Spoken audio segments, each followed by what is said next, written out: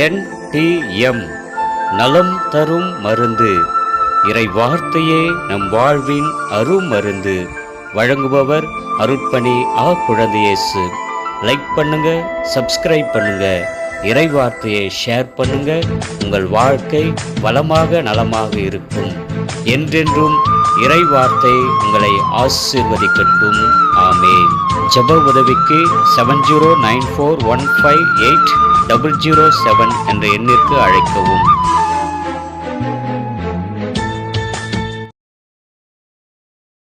இயேசுவுக்கே புகழ், இயேசுவுக்கே நன்றி, மரியே வாழ்க. போலி இறைவாக்கினர் பின் செல்லாதே. இன்னைக்கு நிறைய நேரத்தில் ஆடுகளை திருடுகிறார்கள், மக்களை திருடுகிறார்கள். கத்தோலிக்க திருச்சபையிலிருந்து வேறு பிரிவினை சகோதர சகோதரிகள் இப்படிப்பட்ட செயல்களை செய்கிறார்கள் என்று அதிகமான வார்த்தைகளை நாம் கேள்விப்படுகிறோம். இதை ஏற்கனவே இயேசு பேசிவிட்டார்.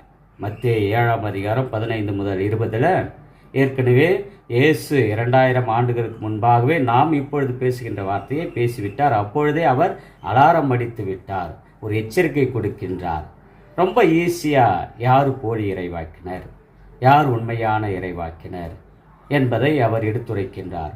போலி இறைவாக்கினர்கள் என்பது அந்த வார்த்தையிலே அடைந்திருக்கிறது. பொய் பேசுபவர்கள், நடிப்பவர்கள். நம்முடைய வாழ்க்கையில் கூட கத்தோலிக்க திருஅவையில் இருந்து கொண்டே நிறைய பேர் போலி இறைவாக்கினர்களாக தான் வாழ்கிறார்கள், பொய்யான வாழ்க்கை வாழ்கிறார்கள்.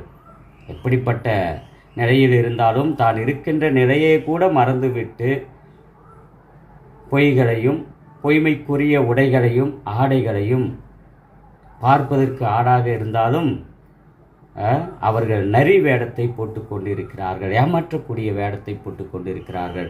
எனவே அப்படி அந்த ஆடுகளைப் போல வேடத்தை போட்டு கொண்டு வந்து ஆடுகளை அழிக்கக்கூடிய, கொன்று தின்னக்கூடிய ஓநாயினுடைய வேடத்தை போட்டு கொண்டிருக்கின்ற இறைவாக்கினர்களை குறித்து நாம் கவனமாக இருக்க வேண்டும்.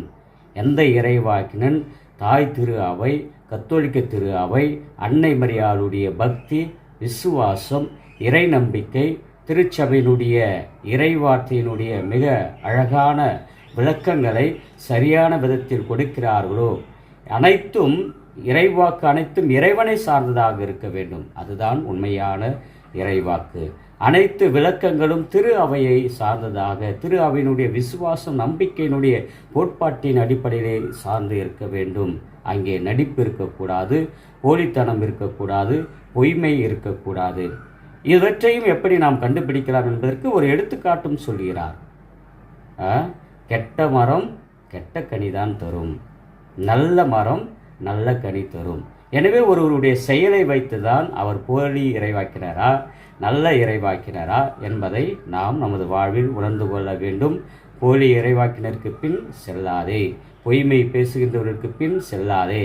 உண்மையான வாழ்க்கை வாழ்ந்து உண்மையான இறைவாக்கை உரைக்கின்ற, உண்மை இறைவனை பற்றி போதிக்கின்ற, தாய் திரு அவையினுடைய கத்தோலிக்க விசுவாசத்தை பாறை மீது கட்டப்பட்ட வீடாக நம்புகின்ற ஒவ்வொரு இறைவாக்கினர் பின் நாம் செல்ல வேண்டும் என்பதை நமக்கு எடுத்துரைக்கின்றார்.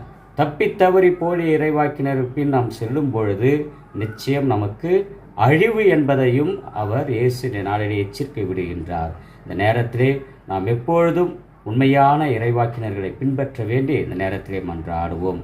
என்றும் வாழும் எல்லாம் அல்ல இறைவா, எங்களுக்கெல்லாம் இறைவாக்கினருக்கெல்லாம் இறைவாக்கினராகிய ஆண்டவர் இயேசு கிறிஸ்துவை தந்திருக்கின்றீர். அவருடைய போதனைகளை பின்பற்றி அவருடைய போதனைகளை சரியான முறையில் வாழ்விலும் சொல்லிலும் செயலிலும் கொடுக்கின்ற உன்னதமான சரியான நல்ல கனியை தரக்கூடிய நல்ல இறைவாக்கினர்களை நாங்கள் பின்பற்றி எங்கள் வாழ்வை வளமாக்கியிருந்த எம்மை ஆசீர்வதியும். ஆமேன். எல்லாம் அல்ல இறைவன், தந்தை, மகன், தூய ஆவியானவர் இந்த இறைவார்த்தையை கேட்ட நம் ஒவ்வொருவருக்கும் உடல் ஆன்ம சுகத்தை அளிப்பாராக.